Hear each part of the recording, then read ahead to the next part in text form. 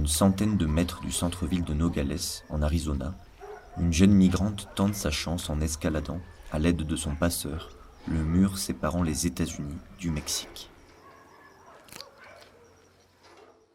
Bien qu'en milieu d'après-midi, des projecteurs se sont allumés automatiquement vers sa position. Un véhicule de la Border Patrol, la patrouille frontalière, est dépêché sur place. La jeune femme ne tardera pas à être interceptée. Ce dont elle ne se doutait sans doute pas, c'est que le mur frontalier est bien plus qu'une succession de cylindres d'acier.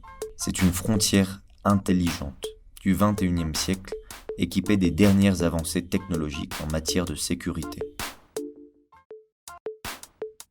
Drones, hélicoptères, tours de contrôle, projecteurs, détecteurs de mouvement intégrés au mur, détecteurs sensoriels souterrains, caméras de surveillance à vision nocturne, plus de 20 000 agents dépêchés de la patrouille frontalière. Tous ces éléments sont des composants du business de la frontière, héritage de la stratégie sécuritaire post-11 septembre 2001. En tout, ce sont 333 milliards de dollars de budget accumulé qui ont été alloués à la patrouille frontalière et aux services de douane américains depuis 2002.